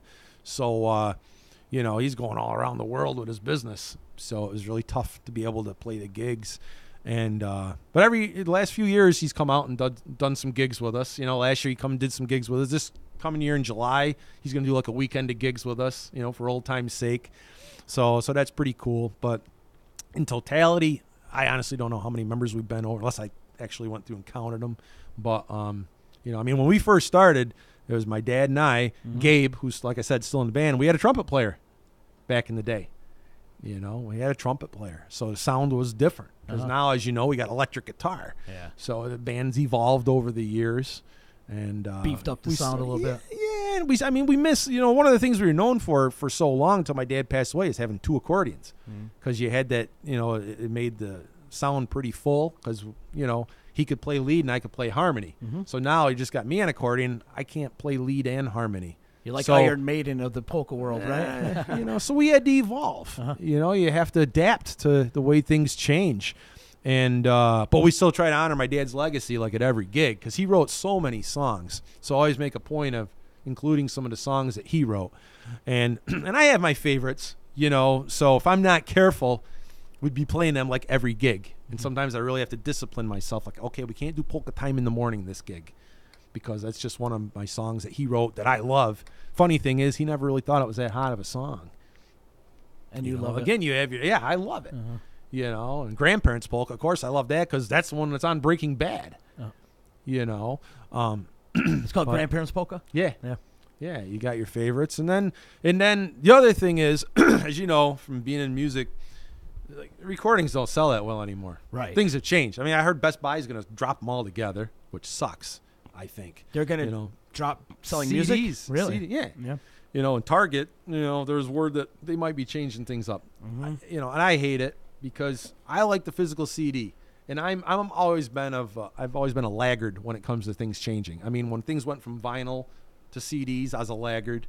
And now it's CDs to like downloading and stuff. And I know people download our stuff, and I'm grateful. And I wish more people would, like thousands of you, please download our music. But anyhow, so CDs are kind of going by the wayside. And we haven't done a CD since like 2013. And we have enough songs to do a CD. And that's kind of, it's kind of out there. We got these songs. They're not recorded. I'd like to record them, but it costs money to record them. People don't buy it, because believe it or not, there's people, they'll come out to a gig, look at your CD. Oh, I don't know any of the songs. You got any that got like songs I know, like Beer Barrel Polka? Now, I'm not knocking Beer Barrel Polka, because we do play it, and I get it. Everybody likes different things. But I'm like, how many versions of the Beer Barrel Polka do you need? Right? Bands I like come out with a CD, I'm buying it. And guess what? Unless radio's playing it, I probably don't know the songs either. But guess what? That's how you learn these new songs. You listen to them. You know, and of course, again, I realize not everybody's a fan like I am. You know, and I appreciate anybody that buys whatever that we're selling. But it's just like, well, you put out original CD. It's like, it costs money. If people are going to buy it, you know, I don't know. But part of me, like, we should do it because otherwise those songs are never going to be brought to light. Well, nowadays it's all about merchandise. It's not really and doing the shows. Yeah, I know. And selling merch at your shows. No one's really buying music like they used to. Well, do you have digital, like iTunes? Yeah, you can. I mean, you Spotify. put stuff out now. You can get on Spotify, and CD Baby does distribution and everything. But, you know, part of me would like to do another CD because maybe it'd be our last one. You know, I don't know. How many albums do you guys got? We've done Total? 18 recordings 18? over the years. Yeah. You know, but like I said, there was one stretch where we were doing a CD every year. 96, 97, 98. You know what I mean? And things have changed. I realize that. But part of me would like to do one because we do have some other songs, and some are real personal, you know. Like, you know, I used to write. I wrote a lot of songs, and all of a sudden, you know, my dad died. Boom! I went years without writing a song. Just reached a dead end. Right. You know, and once he died, you know, I almost stopped the band altogether. You know, and he died. You know, that took some thought, I guess. You know, when he was sick, and you know, you knew he was going. That he said, you know, you got to keep the music going, and man, that was tough. You know, that was tough. I bet. And then all of a sudden, the first song I wrote after he died ended up being one about him, and now it's probably one of my favorite songs. I think it's probably the best song I ever written. You know, but it's also one of the challenging ones to sing and not get choked up too. Yeah, I bet. So we'll see. Maybe we'll do a CD sometime, or just record a single here and there. I feel like that's what a lot of bands are doing, just recording one song. And then I think I might just say, you know what? Let's do a CD. We're gonna lose money, but we'll have all these songs, and people that do buy it will enjoy it. And then there's you have it part for of me yourself, that's thinking, too. yeah, and you have them for yourself. You know, so we'll see. We'll see what happens. Great Christmas gifts. Yeah. You know? Yeah, Well, it's good to right? document those songs though too. That's and keep them what down, I'm thinking, and you know, and it's part of your legacy, my friend. yeah, you know, that's I'm kind of thinking it'd be neat to do because, like I said, some of them are really personal, and there's some that would be the last song my dad wrote too. There's one called Fritz Polka. You know, after he passed away, and I went time without playing, and then you know we always just record songs on cassettes because then we didn't want to forget we were writing songs, so we record them on a cassette. And sometime after he'd passed away, one night I get the cassette player out and I hit play. I'm listening to it and I'm crying, you know. And I'm like, wait a second, I don't remember that song. But he'd wrote a song and I never knew it. So I was like, well, we're gonna play. It's Fred's Polka. That's what I called it, Fred's Polka. You know, so that would be one of the ones that would get recorded. So that I got some real personal reasons why it'd be kind of neat to do it. You gotta record that. So, and plus there's a rockin' version of a song. It's the shortest song we ever play. It's one I wrote. It's more like Dropkick Murphys Flogging Molly style. It's only like 1 minute and 30 seconds, I think. It's called Hey, and that song just rips. You know, and when we do it in some of those Oktoberfest, there's parts in the song Hey, the crowd chants Hey. We'll do it down there and the crowd's like Hey. It's just like wow. So when I watch Flogging Molly DVD, I'm like, that song is perfect for like that. It's like I could hear that song being played on K-Rock for 1 minute and 30 seconds. You know? See, like what you're saying about the CD is I think you should do it, and I think you should do it because you want to do it. You know what I mean? Don't worry about getting it sold. Like, get it out there because, like you said, like your father wrote that song, and he didn't think it was that hot of a song, but you think it's excellent. Yeah. You know what I mean? Other people may catch on to what you're doing and appreciate what you're doing, then buy it. It may take a few years before people are like, oh, wow, discover it, but... If you do it for I yourself, thought if you don't record it, then you never know. Because there's part of me that, like I said, I think that one song I know I should. That's the one I wrote, and that's a ballad. It's a sad song. Like I said, I struggle with that one. But I think it's the best song I ever wrote, probably because of the emotion and whatnot. But you know, I think of, man, if somebody else heard it and it got pitched to the right person and they recorded it, they could maybe have a hit. You know? Because a lot of them, there's, as you know, them big bands, they do anything. I mean, if Bruce Springsteen would put out a polka album, all of a sudden polka would be cool. Yeah, probably. You know, because he's just so good, whatever he does. You know, and there's certain bands that Johnny Cash was another guy. Whatever what Cash would do would be gold. You know, look when he did Hurt. Oh yeah, that whole album we did with Rick Rubin was phenomenal. And Rusty Cage by Soundgarden too. There's some of them bands. So it's like, man, I wish if somebody could hear a song, take it and record it or something. So part of me, or maybe be on another movie. I don't know. You know, but I know if you don't record it, you can't do that. So that's we'll see.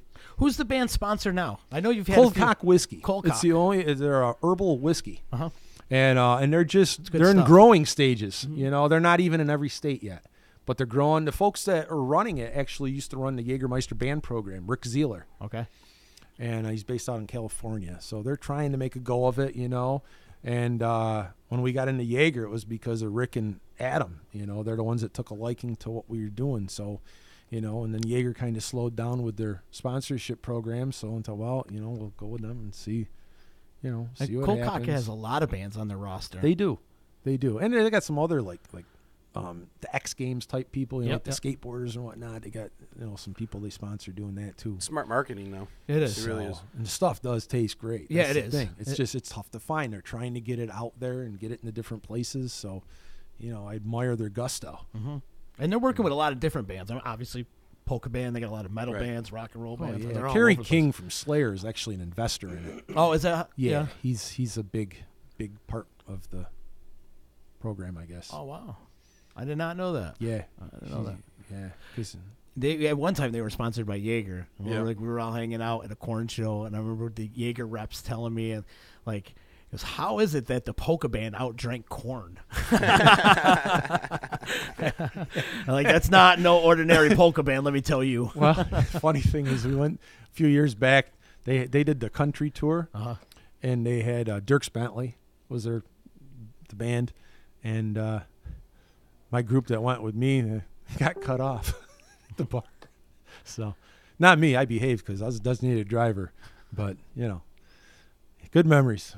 Good memories for sure. You had a good run with Jaeger though. For Yeah, a few years. they were great to us. Great people. They yeah. treated us like gold, and like I said, you know, when Rick and Adam were running that program, man, that was something. Mm-hmm. You know, that was something. I mean, holy cow, the stuff they'd hook you up with and everything, they were great. And the bands they had at these shows they put on, I mean, we got to meet a lot of bands. I met the guys in Cult, and You met the Cult, you huh? know, yeah. The first Jaeger show I ever went to was Slipknot. Yeah. And I'll admit, that's not really my style of music. You know, I admire what they do. Their crowd reaction's great. We met them guys in Slipknot, you know. They were cool. But Yeah. that's another singer, though, that can do multiple things. Yeah. Corey Taylor's Yeah. all over the place. So they put on a great show. I'll give them credit, you know. So that was fun. Met Slipknot and, like I said, the Cult, Alter Bridge. Met them, you know, and which they've really come a long way, you know, their band. And so, yeah, and there's been other bands. It's just some good times over the years, you know. And yeah, and they're going to continue. I hope so. Oh, 'cause I absolutely. love what I do. You know, I wish I could play more. You know, I wish I could play more. They're all over the place, but they're coming up. The Fritz's Polka Band's going to be at the Tap Room 46 at Woods Valley. It's coming up Monday the 19th, right? February? Yep. But even before that, Saturday the 10th will be there, 7 o'clock. Okay, This so you're this too- Saturday night. Yes, this Saturday night, Tap Room 46, 7 o'clock. Come on up and rock out with us. Tip some brewskis. They got a nice bar up there. Mm-hmm. And non-alcoholic or alcoholic beverages, you know. And they got food and stuff. So be a good time. Are you a skier? No. Cross country. Cross country? I don't dare do the downhill thing because I'm afraid I'd break a leg, and I just nope. I did it once, fell down the mountain. Yeah, Yep, that was I it wouldn't. for I me. wouldn't want it to be. I wouldn't. You know, I'd be a train wreck if that happened to me. So no. Same here. I got knocked out by the gondola, but that's for a whole nother Oh story. wow. It's for a whole nother story. I fell down backwards. Did you really? Oh Yeah. man, It was brutal. I bet. Fritz, looking at your schedule, though, you play a ton of festivals in the summertime. Yeah, we're lucky. We get Wow. to play a lot of stuff in the Yeah. summer. Like I said, the highlight will be Music Fest in the summer, Mhm. August 10th. I think it's a Friday night. You know, that'll be like a big summer highlight for us. And there's other stuff. We play other gigs too. You know, small scale, big scale, whatever. And the Oktoberfest season, we slow down as far as the number of gigs, but that's when we travel farther. I mean, last year there was like, I don't know, 3-4 weekends in a row. Traveled over 1,000 miles every weekend. Wow. You know, and then played on top of that. And I'm the, you know, so, and there's one weekend we did 5 gigs in 3 days, you know, and so logistically that's a challenge, making, you know, because in case there's traffic and whatnot, you know, coordinating all that. But, man, just them crowds are, you know. How many band vehicles have you gone through? 3. 3. Oh, that's not bad. No. After since Well, 1978? actually 4, because when we first started, we used to use my dad's pickup and had a cap on it. Okay. And then, I don't know, mid-'80s, we got a van. Had that till probably the early 90s. Then we had mid-'90s and had another van. And then 2014, I got the one that we're using right now. You know, but it's when we travel, 4 of us, you know, you throw in some coolers and your overnight stuff, you know, it's full. Mm-hmm. True. Have a few spare things. I mean, I got a spare amp, a spare accordion. You always take a few extra things, but, you know, it's full. Mm-hmm. But it's a good time. You feel playing these festivals during the summertime help you, like in the spring and the fall and when you're out there?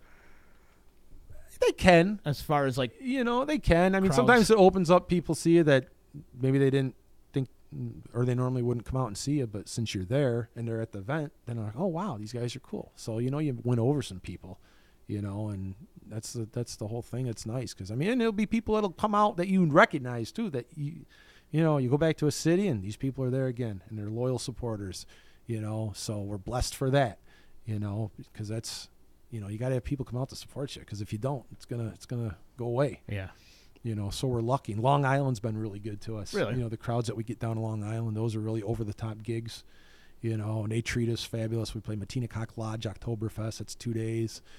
Plattdeutsch Park, when we play there in September this year for their Oompa Fest. And they have a good variety of bands there. Oompa Fest?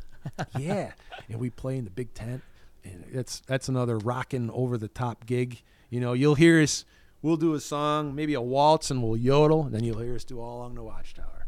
So we'll do the whole gamut down there, and that's a lot of fun. The Oompa Fest. Yeah. I just love that name. Mm-hmm. Yeah, and it's just, they're like, some of those gigs just badass. In a good way, What exactly is an Oompa Fest? Well, that's their event. Like, that weekend, they have the German-American Parade in New York City. And then the next day, Plattdeutsch Park has their Oompa Fest. Well, it's geared towards German style, but they still have us. And we're not like a German band. But, you know, I think everyone they thinks like us. The Oompa Oompas, So, yeah, they'll have like some folks in the traditional garb, the way they dance, and Lederhosen do the traditional dance, you know, and you watch, they have different generations in these dance groups. They're just phenomenal. I bet. You know, and the outfits they wear are expensive as can be, so they really honor the culture and the ethnicity, you know, and they have different style of bands from, you know, 11 o'clock in the morning until like 10, 11 at night. Wow. That's kind of cool. It is. It is. And you get not what I was get, expecting. I was thinking like little midgets with orange hair. You know? Yeah. Sounds expected too. They'll get so many different people come out to that weekend too. Thousands. It's nuts. When the first year we played at it, and we were driving up because the first year you always wonder what something's gonna be like. Sometimes you're blown away in a good way, and sometimes you're like, wow, that was lame. You know, so you don't know what to expect. We're pulling up, and you see like from a distance people going in the park. I'm like, wow, what's going on here? And you get closer and wait, that's the parking for where we're going to play? How many freaking people are there? And there's thousands. And you're just like, wow. You know, brought back memories of going to Weedsport to see Motley Crue in 1990. You on know the it's Feel Good summer when tour. they're rocking in Weedsport. Missed that place. That was good. They had a good few years there when I went, man. They Their did. shows are awesome. I saw the Scorps there in 94. Mm-hmm. Van Halen and Vince Neil in 95. That was phenomenal. And now they do anything there anymore? Nah. No? I used to love those commercials. You know it's summer when they're rocking in Weedsport. So saw some great shows there over the years. Mm-hmm. You know. Yeah, me too. Me too. It's a shame. And it's like all these bigger venues have knocked out the smaller venues. Yeah. You know, it's unfortunate. They had big money See games. Chris Cornell there. Really? At For the Weedsport- K-Rockathon. For the K-Rockathon. Oh, wow. Yeah. I think that was the last K-Rockathon at Weedsport. Was it? Yeah. They had a couple there. It wasn't suited well for a K-Rockathon. Yeah, it's too small. Too small. Yeah. Yeah. Too small. I remember Motley, man, in 90. They were huge. Yeah. Traffic was backed up on the thruway. Wow. That was great. Tesla opened up for him. What are Great some of your time. favorite shows you've been to? Motley Crue Tesla show in Weedsport Yeah. is one of them. Bon Jovi in Saratoga, 1995, on the These Days tour. Mm-hmm. They played like 2 hours and 25 minutes. And at the time they did, all my favorite songs. They played Hey God was their second song. Blood on Blood was the fifth song.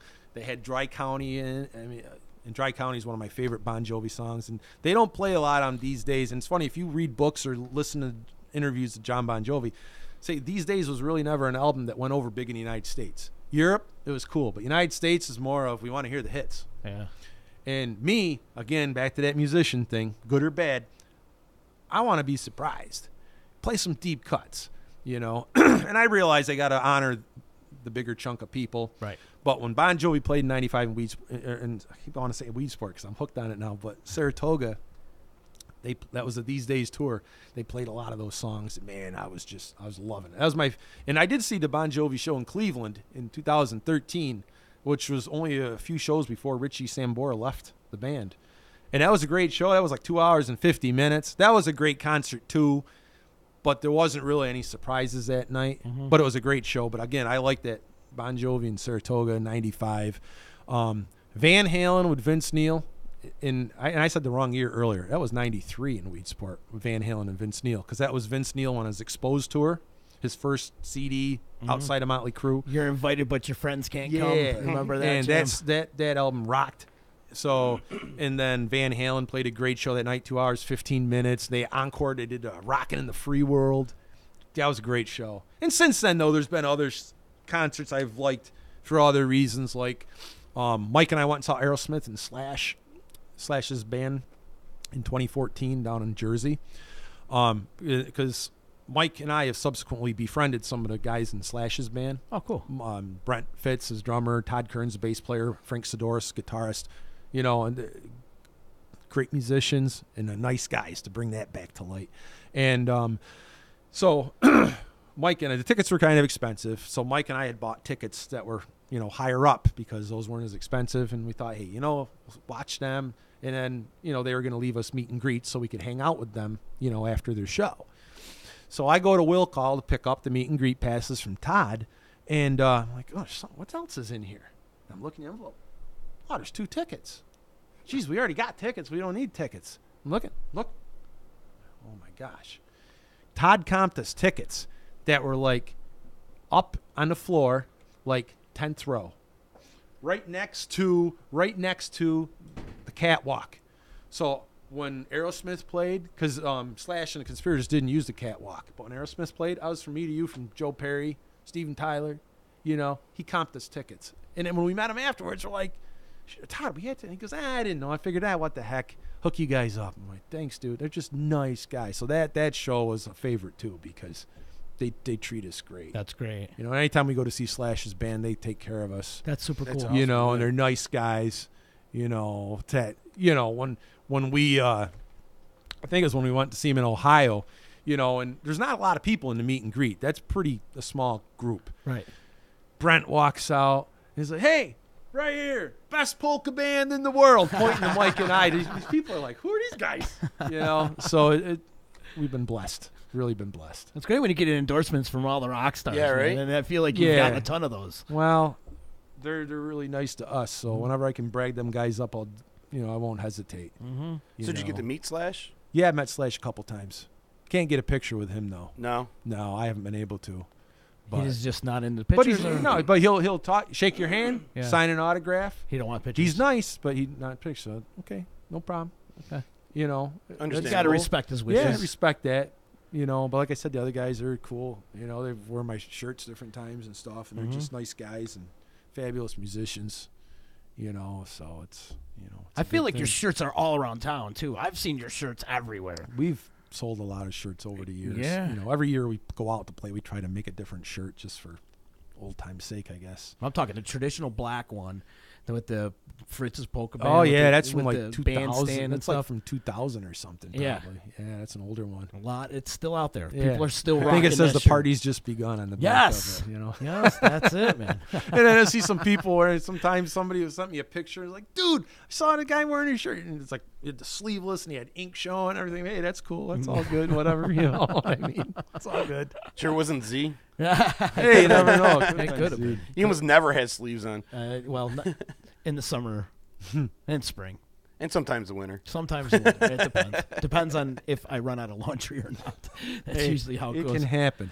Fritz, I know you got to get out of here really soon. Plug your website and social media, how people can hear you. Fritz'sPolkaBand.com. We're on Facebook as well, Twitter. Just got on Instagram. I was a little slow getting on there, so we'll get some stuff added on there. But, just trying to spread the word. We're on YouTube if you Google us, and there's some cool stuff on there. Like I said, All in the Watchtower is probably one of my favorites. There's us doing a Stormy Monday, more of a bluesy tune, like Allman Brothers type, And there's some traditional stuff. There's some polka shows we did over the years. They're on there. And there's some video, too.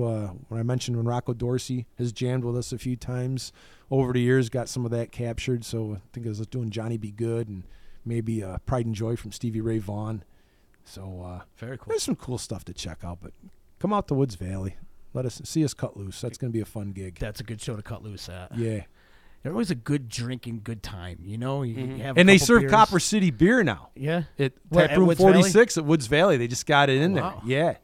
Yeah, so, hey, what more do you need? I like how you know? bring them together. Yeah, that's, hey, Hey, might as well. We're all in this You community know, like together, I say, they're right? good to us. Yep. You know, and we're lucky for the places we get to play. We really are. You know, we're lucky folks want to have us come out and play. I feel like you're in a better situation than most of the original bands around here. That you're more accepted in different venues. well, I'll tell you why. It's the longevity. Well, sometimes, you know, and sometimes not, you know, and sometimes the challenge is, too, is the middle word in my band's name, Polka. Now, when we started, like I said, in 78, we were more traditional. We had a trumpet, and we weren't rocking out, really, you know, but as we've evolved over the years, we still kept the name for longevity reasons, but obviously we're much more than polka. But you take somebody on the outside, and they see Fritz's polka band.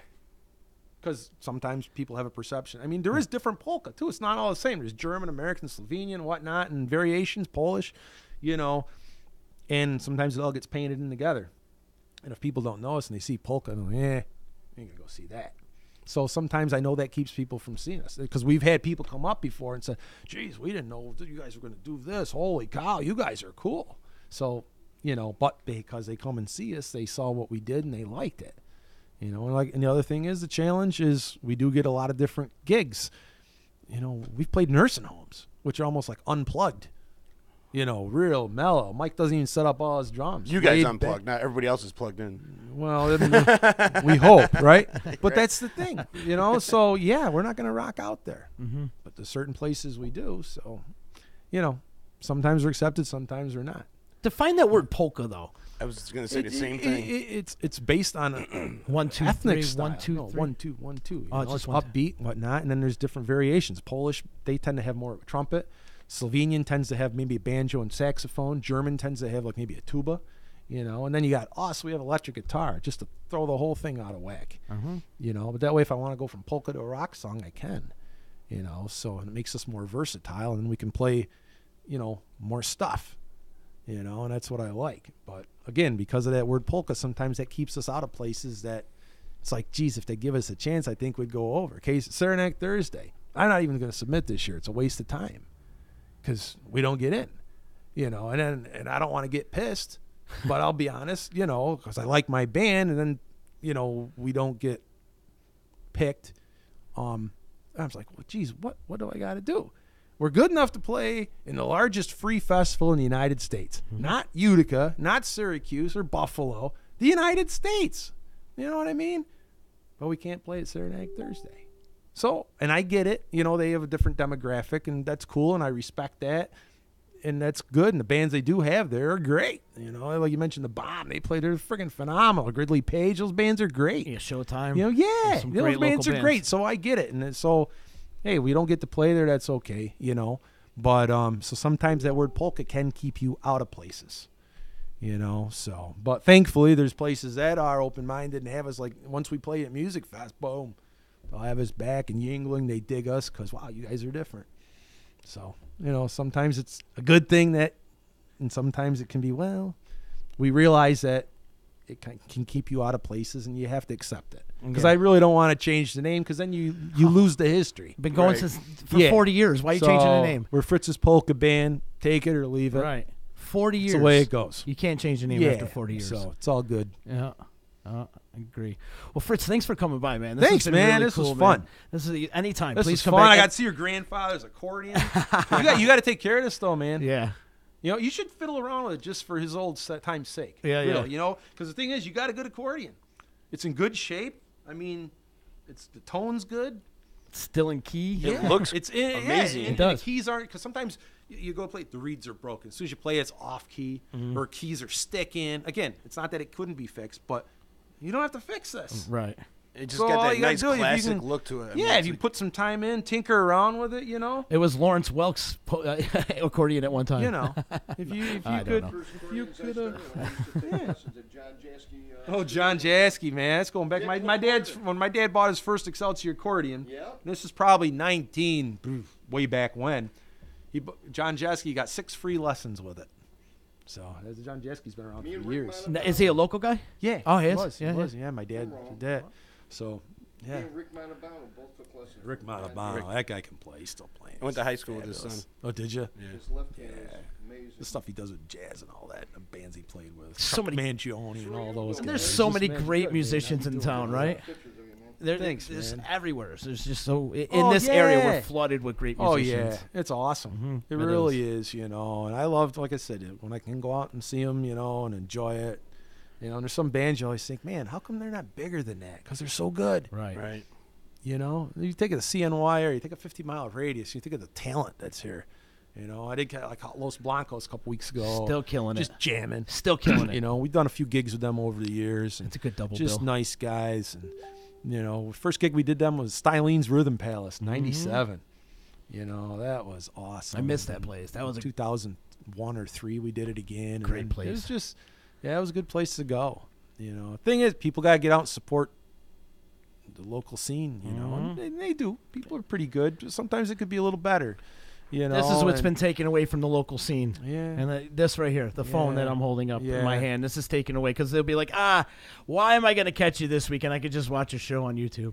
Or I could just watch a clip on Facebook or something like that, or go Facebook Live. It's a shame. Yeah. It's It really is. hurting the It scene, is, I 'cause think. There's so many good bands and musicians and whatnot. And, you know, it's a good time. So Yeah. I appreciate you having me come on the show. Oh, and yeah, anytime. Promote what I've done over the years. Christ, you've done that for years, you know, and I really appreciate that. Like, that's why I'm always like, when I do stuff, awards we've got over the years or whatever, I always try to thank like media and people that helped us, you know, because can't forget, like those people, if people don't promote it, nobody's going to know what you're doing. Right.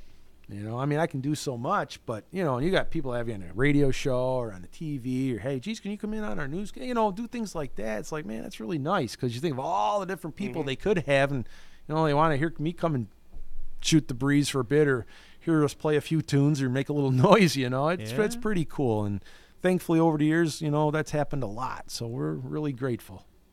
Absolutely. Next time you come in here, I'll hopefully have the back line in here, and you guys can jam out a couple that's songs and something. bring the whole band in here. It'd be a Jeez. lot of fun. It'd be great to see Mike Farino. I haven't seen him in a while. Yeah. Good guy, man. And we'll let you jam out. All right. All right. Yeah. You don't have If to you get a chance before then, come out, man. I know you're busy too and everything, but you're busy this Saturday. You can't do it. Maybe next Saturday, the 17th at Copper City, and because that's going to be a festive gig too.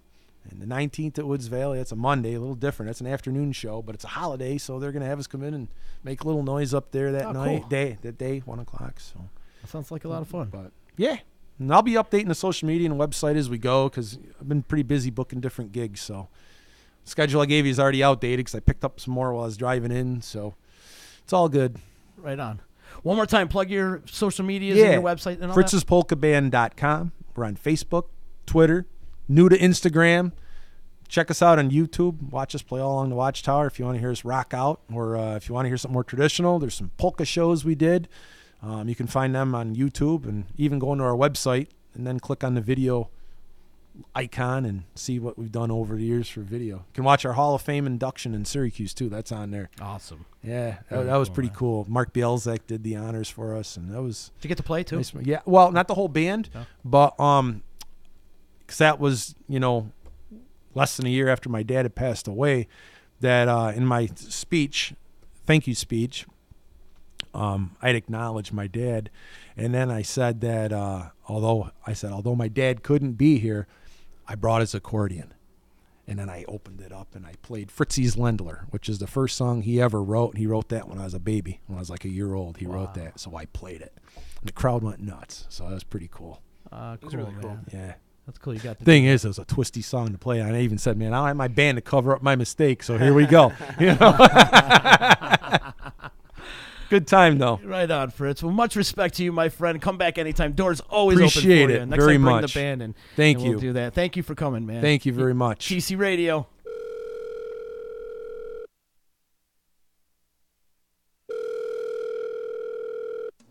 Thank you for calling the EC Radio Attitude Adjustment Line. Press 1 if you need a good slap in the mouth. Press 2 if you need a stern verbal lashing. Press 3 if you need a timeout. Press 4 to respond to the voices in your head. Press 5 if you need to talk to your mom. And if this is an actual emergency, please hang up and call someone who gives a shit. You know what the hell you're listening to?